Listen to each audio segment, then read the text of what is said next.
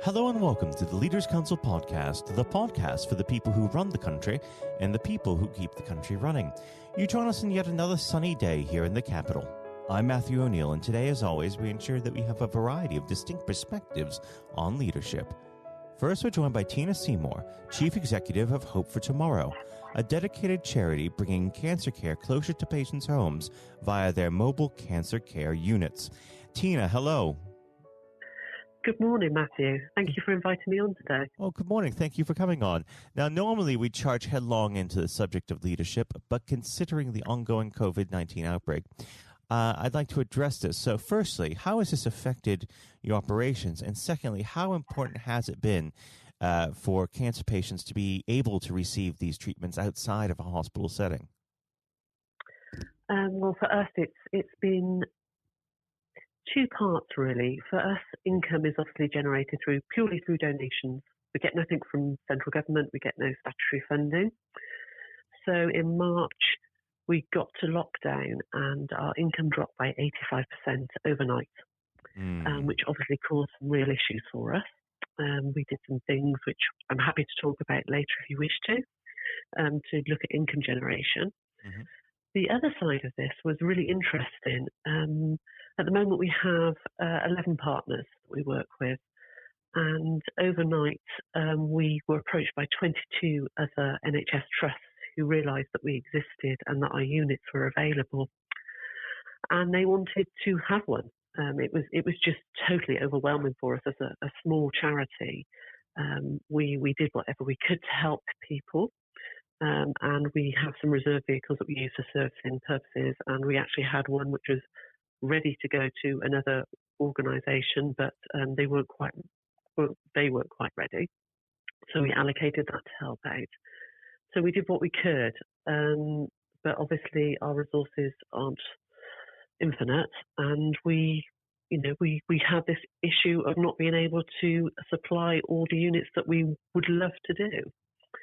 For the importance of cancer care out of the hospital setting, well, that's absolutely vital. For the first time, I think it has been nationally recognised that mobile cancer care units are the future of cancer care. We've known that for years. We launched our first one in 2007, so we've been doing this a long time. Our units, despite being described as vans and buses and all sorts of things, they're state-of-the-art vehicles. They're built by experts. They're designed and completely reviewed so that we update them all the time. And they give patients at this moment in time a very safe place to go, receive chemotherapy and other cancer treatments away from the hospital setting, totally sterile, one-to-one treatments with their nurses. All PPE is worn by nurses and the patients themselves. And it has allowed people to carry on with their cancer care when they're at the most vulnerable time with a virus like this in our environment. Well, it sounds like an outstanding service. You did mention that you were able to creatively finance this in this time of coronavirus. Maybe you could let us in on some of these secrets that could help other charities. Well, there's no real secrets. It's just about acting quickly and being innovative. A lot of charities will get statutory funding, we don't. So for us, our fundraising is done through events, both community, large-scale events. We're really lucky that we have supporters in the F1 and motor racing field who are amazing with us. So what we did was we immediately put out an urgent appeal out there, and that was just to cover costs for 3 months. So we thought, April to June, we know this is going to be really tough. So we know what we need to raise every month to just cover our core costs, and we put an emergency appeal out. We went to our units and filmed patients using the units, getting the message out there and saying cancer care is now, it needs to carry on, it's so important. And using those images through social media and other means, we put that out to get our message out there. Because we're a smaller charity, we don't spend money on marketing. All our funds tend to go to our end users and our units, and that's the way we want to stay. it's really important to us. So really it's just about being innovative, making sure our messaging is fresh, it's relevant, and also going to press and saying, we're here, we're doing an amazing job, please promote us. And we've had some success with that. I think we're at about 81% of our fundraising efforts to cover us through those 3 months. So we're doing okay at the moment. Fantastic. Well, we should move on to the subject of leadership. I always like to start this part of the conversation off by asking the same simple question. What does the word leader mean to you? I think it means so many different things. But I think the fundamentals of leadership is about having the ability to translate a vision into reality. Whether you set that vision or the vision is set elsewhere, I think that's the thing. It's making those things happen, empowering your team, your whole organisation, to use their skills and maximise their efforts to achieve that vision. I think that leadership is something that you sort of experience through your life with different people around you, and you learn from them. It's very different to management. It's about steering the ship and really thinking ahead as well. And it's about the ability to be creative and come up with solutions and deal with, what we've just been through has been a prime example for me. It's just about being flexible, encouraging people, supporting people, and being compassionate as well. Through these times, really difficult times, I think there has to be an element of compassion in leadership as well. How would you describe your personal leadership style? I think for me, I was a bit of a reluctant leader, really. I wasn't a person who really wanted to be a chief executive. It was circumstances that brought me into this situation. So for me, I'm very respectful of my team and their abilities. I probably am here to give them the confidence in their abilities that I know that they have, and allow them the freedom to, make those difficult choices. That failure isn't a problem if they fail fast and learn from it. I think that for me, it's also really about having a very clear vision. I always say that I can close my eyes and I know where I want the charity to be in the future. And I need to translate that to my team, to our supporters, to anybody who wants to come in and volunteer, and also our patients that we treat, and let them know that this is where we want to be and we need your help to do that. And I suppose I'm quite collaborative in a way, but I don't shirk away from the difficult decisions. I quite like problem solving. That's something I enjoy. And would you say that you had a role model who shaped you in this way? I think I had several. I'm not the sort of person that came out of school doing particularly well. I struggled at school. I found it quite difficult. I found it very awkward. So my education started as soon as I started work. I was 16 and worked for an organisation where I met a female finance director who was hugely inspirational to me and told me no matter what I'd done in the past, the future was mine to hold. And I think that was something that was really inspiring for me. And since then, I've met many leaders who have inspired me, taught me new things, also ones that I've realised I would never want to be like them, and accepted their differences to me. I believe that variety and differences are something to be embraced, and I also believe that imperfections are things that should be embraced. Absolutely. I also believe that you never stop learning. I have a leadership mentor at the moment, and I am a leadership mentor for somebody else. And I think that's really important. I think that if you are taking from somebody, you need to give back as well. So I think that with leadership, it's about talking, communicating, understanding, having information to make really good decisions, and there's been a lot of people in my life that have showed me things that have helped me get here today. Now, unfortunately, our time together is drawing to its close. But before I let you go, what does the next 12 months have in store for Hope for Tomorrow? Well, I really hope that the economic pressures that we're going to be under, we will survive and we will continue through. I'm working actually pre the COVID problem. I was actually working on our next generation of unit, which is something that I'm really excited about. And it may be delayed, but it's something that I think can transform cancer care again.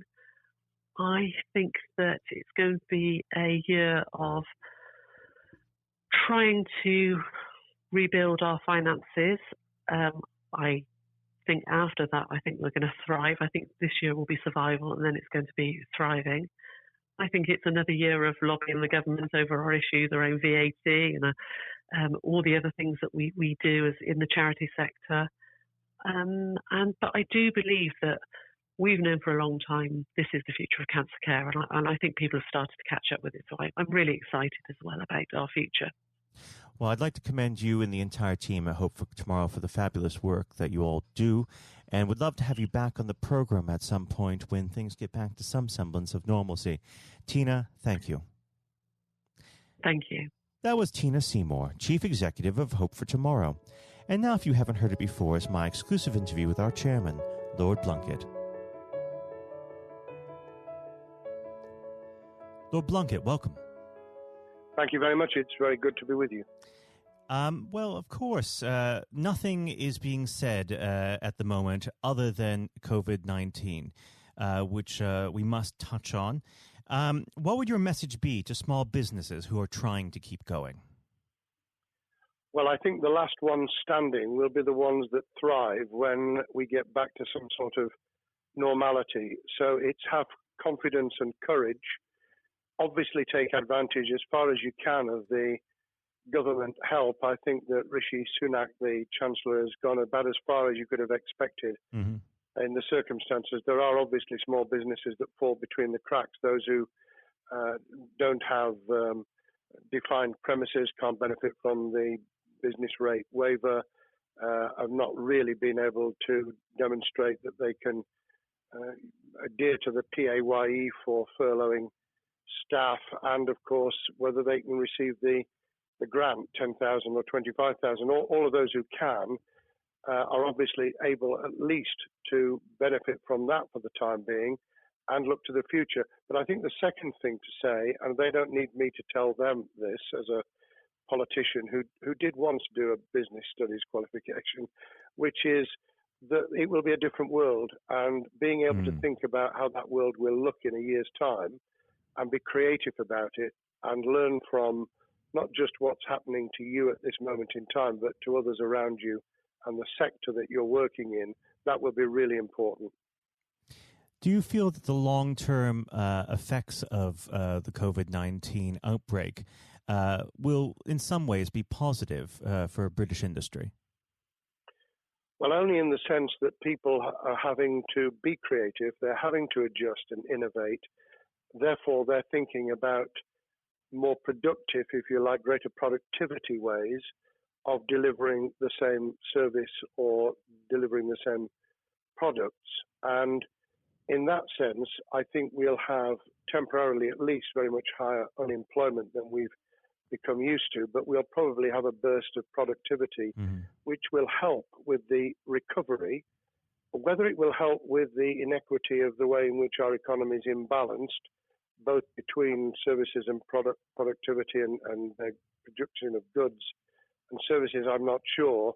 What we will need to try and do is to ensure that the geographic imbalance that exists is, as far as humanly possible, is dealt with by both the entrepreneurship and innovation from the bottom up and targeted government help, which will still be needed. And we are now in the throes of the kind of borrowing that we saw back in 2008 to save the banking and economic system. We're having to do that to save the whole of our productive business and commerce, and I think that will have to be sustained for some time. Do you feel that people will take a second look at global supply chains in the wake of this outbreak?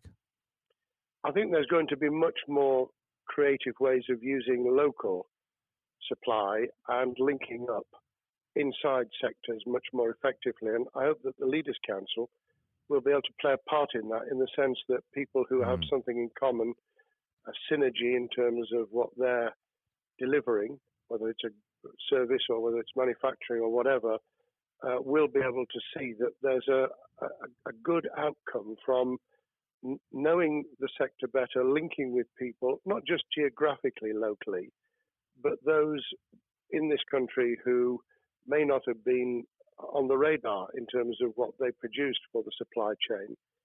And of course, ensuring, because there's quite a lot of fraud going on as we speak, with people getting into cyber attacks, that they'll also take account of going into the cybersecurity side effectively as well. The more we are online, the more people who are working from home, the more vulnerable those businesses and their supply chain become.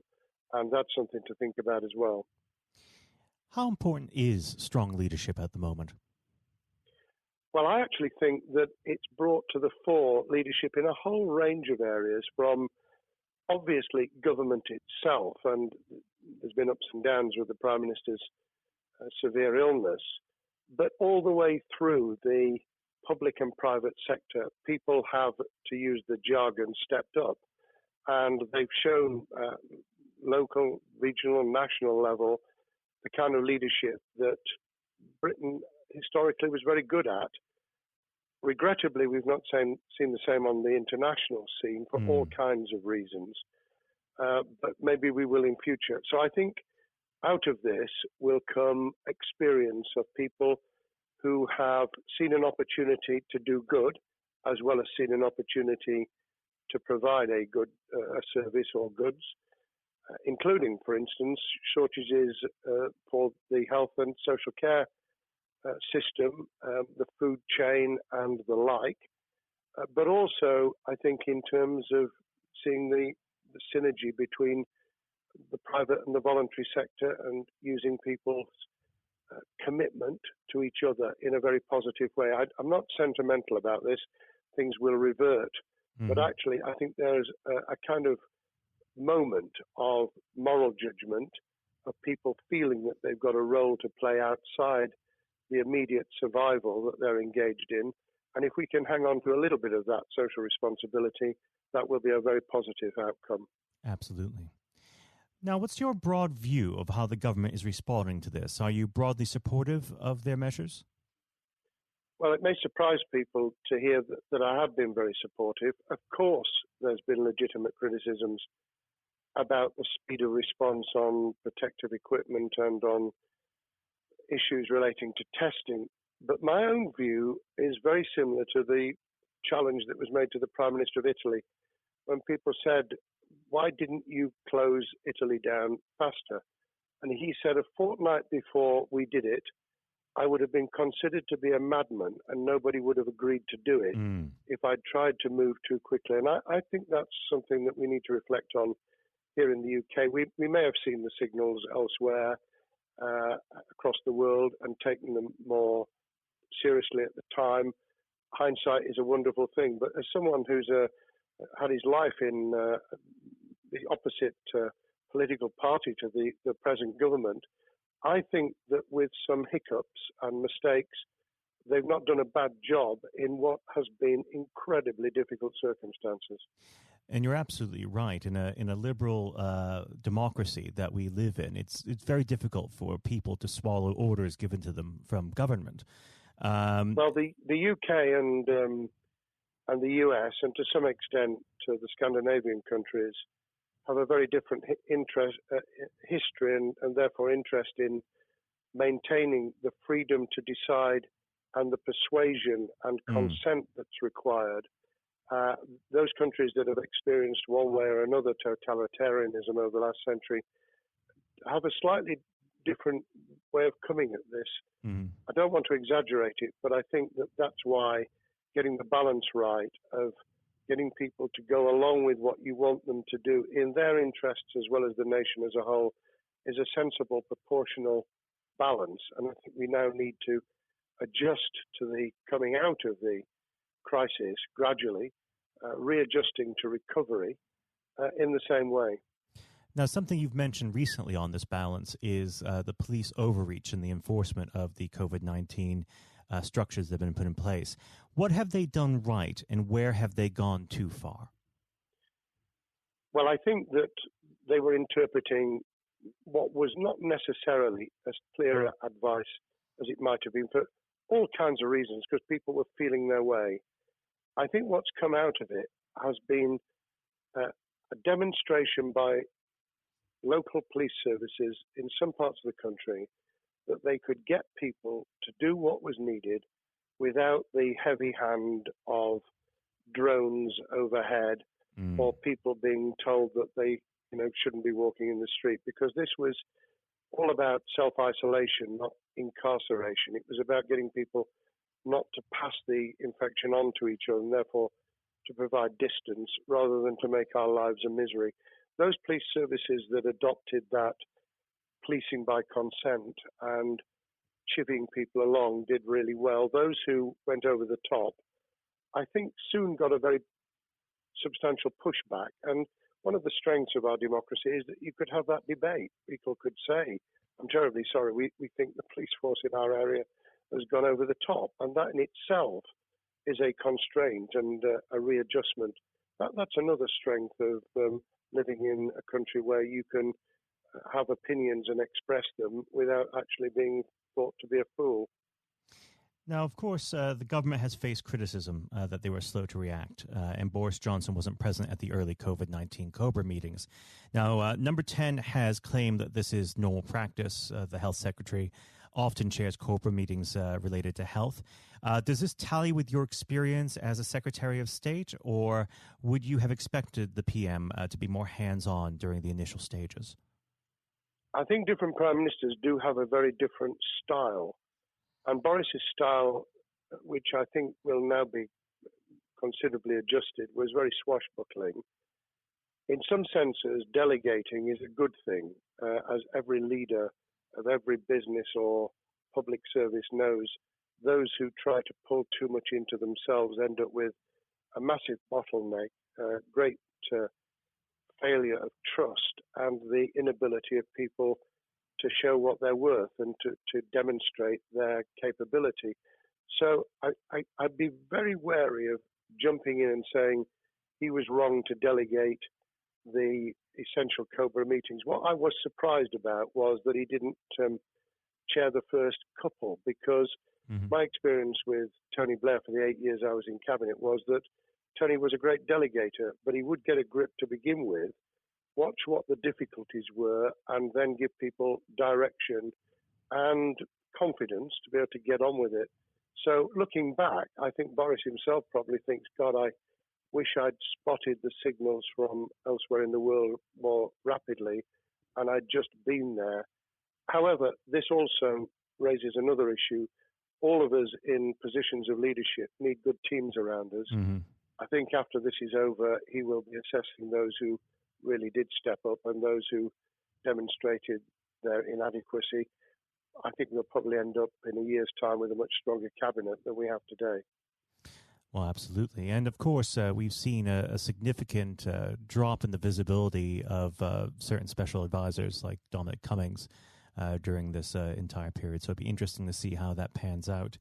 Well, it's certainly readjusted the role of those behind the scenes with those who should be taking the decisions, having received advice. Obviously, there's been a complete transformation in the profile of experts, if I might use that term, who'd previously been denigrated.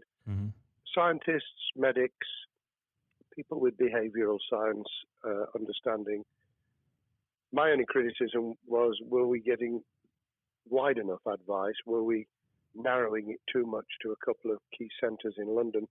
But that's because I've always been adverse to everything being London-centric. I think there's great expertise, wisdom, experience out in the sticks, and we should use it.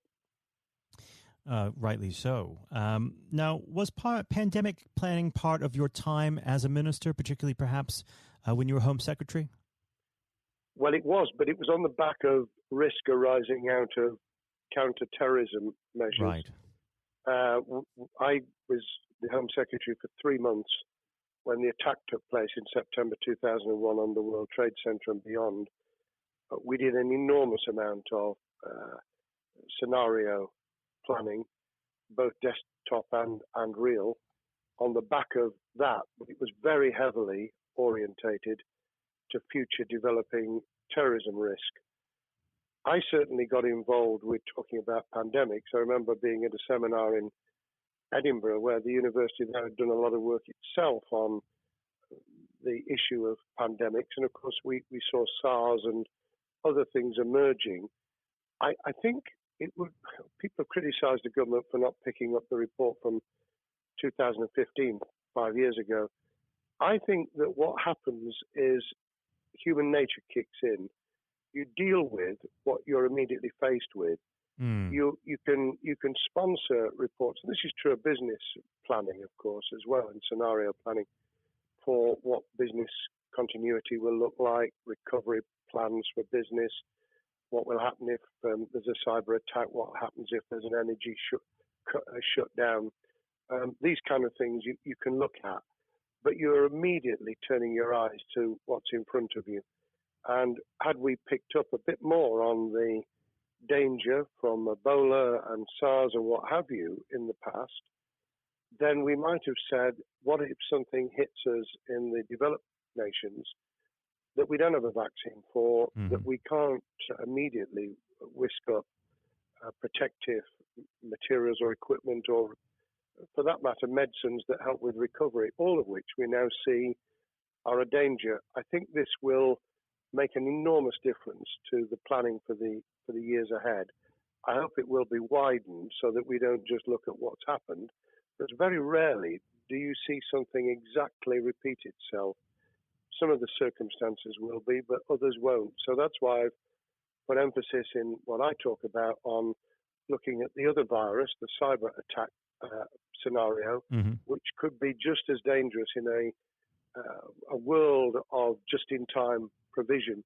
One of the miracles of the modern developed world, except for the very poor, has been the distribution of food. A lot of it on computerized, technologically advanced systems. If that were to come down, we'd be in real trouble. So I think we need to think those sort of scenarios as well. So have a full plan across both sectors, biological warfare, pandemics, and cyber warfare. Yes, and to do so on different levels. I think, again, thinking global but acting local, we need a lot more to think about what would happen if something took shape that actually broke down those national and global chains and how we would cope. And without, obviously, we've got enough fear and anxiety to last a lifetime. Without creating even more anxiety, we can think about those things for the future in a more rational way, I think. Now, aside from the physical threat of the virus, one of the things that people are vastly worried about is the effect on the economy, not just national economy, but also the world economy. Now, it has been said by certain parties, and I'd like to garner your thoughts on this. Is there a danger of the effects of the lockdown being even worse than those of the virus? Were it be prolonged, I fear that balance would tip the other way. It is about proportionality. It is about balance. It's the wisdom of Solomon, really, to get the moment right when you start to move and then to move quickly. There's no doubt whatsoever that we are stocking up, not just on the economic and employment front, which will be devastating enough, but on the health and social well-being front, enormous challenges.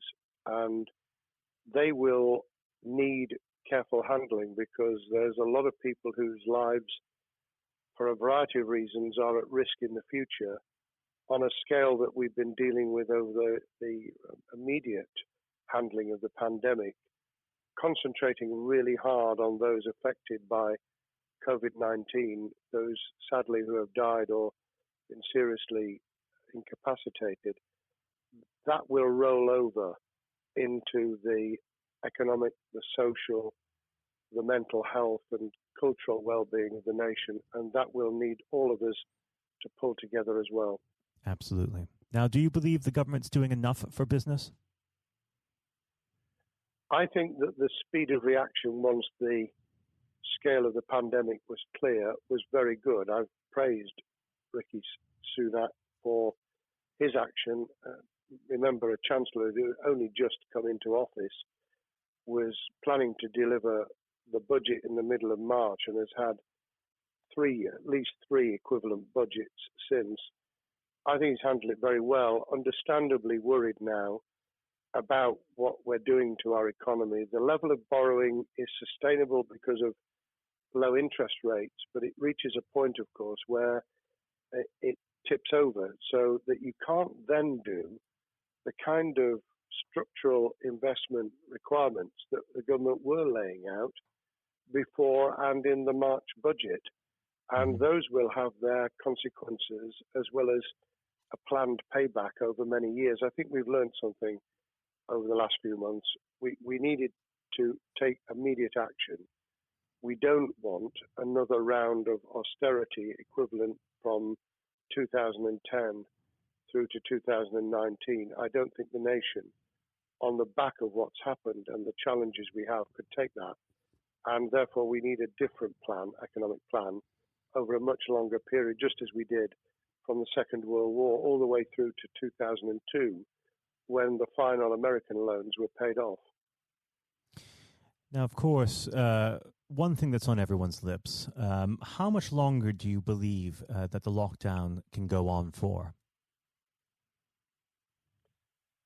I believe that we need to be substantially back in action as an economy in June. This obviously is led in terms of places where people would meet in large numbers, having to adjust to the fact that it will be longer for them.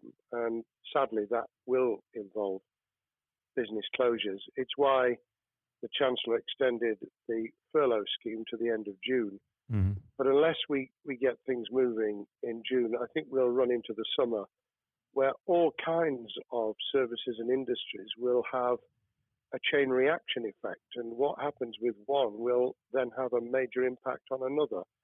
And then you get the skittle effect where things get knocked down that you hadn't perceived were going to be affected. So I very much, if I were in government, and I always think of things in that context, what would I do if I were in government? I would be on the side from the second week in May, on the side of the hawks in terms of saying we've got to start moving, and we've got to do so with the collaboration and cooperation of the public who have got the message, who did behave, who responded magnificently. Let's try and get back, perhaps, doing things differently for a time, but substantially getting back to business as usual. And unless we do that, then those areas that can't and wouldn't expect to be back in action immediately get pushed further into the middle of the year and the autumn, and then they become unsustainable. Now, of course, one of the other major developments we've had recently are the changes in the Labour Party. So if we could just speak on the Labour Party for a while. This might sound like an obvious question, but how does Sir Keir differ from Mr. Corbyn? Well, I'm biased because I believe the Labour Party has come out of 4.5 years of a black hole of a nightmare, where it neither represented a credible opposition nor an electable government, and the combination was to let those who supported the Labour Party and needed some of its policies let them down very badly. Sir Keir Starmer both is a highly intelligent, professional lawyer who, as Director of Public Prosecutions, led the service well, had to take difficult decisions at a time of austerity, understands the world beyond Labour members, but has been able to do business with those who originally supported Jeremy Corbyn and was able to command support from them. His creation of a balanced shadow ministerial team has been very encouraging. I supported Lisa Nandy, who he's made Shadow Foreign Secretary, because I thought she understood the north of England and the disaffected former Labour voters. But I believe that Sir Keir has taken on board those who have something really sensible to offer, and I believe he will be both a great leader of the opposition. More importantly, he will then present himself as a credible alternative Prime Minister. And all governments need an alternative government at their shoulder. It was true of us from 97, and it took the Conservatives some time to recover and to get to that position, but they did, and the Labour Party will, and that's crucial for our democracy. All of us need to understand and appreciate that a living, breathing, functioning democracy requires a credible, confident, and in many ways supportable opposition, as well as a government that we clearly want to do well, because none of us want, as we didn't with the COVID crisis, none of us want the government to fail. We want to see our economy recover. We want our social well-being to be taken into account. We want to overcome deep-seated inequality and poverty, and we want to do it with enterprise and entrepreneurship and business playing their role. And that is about leadership nationally, locally, in the private and the public sector, people with ideas, with confidence, with the ability to pull teams around them, above all, to have some idea of what it is they want to achieve and a very good idea as to how to achieve it. Now, of course, one of the biggest problems Sir Keir is facing will be tackling the party's anti-Semitism problem. There has been a recent internal report that has been quite damning. What's your response to that report, and what does Sir Keir need to do in response? Well, there are two reports. One which is being produced by the Equality and Human Rights Commission, which he will, and has already indicated, will implement in full. The second was a leaked report put together by the supporters of Jeremy Corbyn, 800 pages of private interchanges on social media, which he has, Keir Starmer, set up an investigation to identify who did it, who leaked it, what the content was, does it have any salience and lessons for us, and where necessary, action will be taken. So I hope that as he moved very quickly to reassure the Jewish community, so he will be able to take the necessary steps to back up that reassurance with the kind of actions that says that this was a blight on a historic, great political party that all of us were ashamed of. We've been able to put that behind us and to move on to facing the future with confidence. What's the one key thing that Sir Keir needs to do to restore Labour as an election-winning party? I think Sir Keir Starmer's major challenge is to convince sceptical voters that Labour has not only reverted to a party that they can support because they can see it acting, developing, presenting as a credible alternative government, but also that the lessons have been learned from the fiasco from 2015 onwards. In other words, there have to be very clear signals of substantial change, not just the right words, not just reassurance that we're not going back to some of the crazier policies, but actually that we've understood why the electorate rejected those policies so substantially in December 2019. If people get that message, they'll understand that the Labour Party has changed, as it did in the 1980s and early 90s, to become the electable government with the greatest majority and historic majority even greater than 1945, which I was privileged to be able to take advantage of in 1997 when I joined the cabinet. Now, I know what your answer is going to be to this question, but indulge me. Do you think Sir Keir has what it takes to be PM?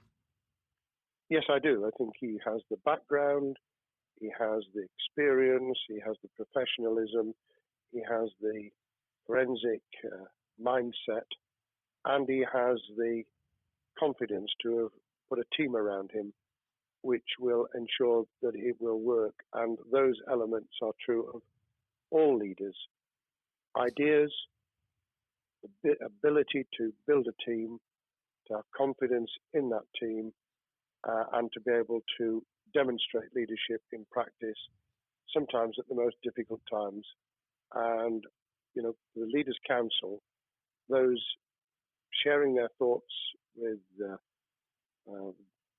kind of thing that we're doing now with a podcast, but also joining us in linking up in that network of people who can support and help each other and learn from each other.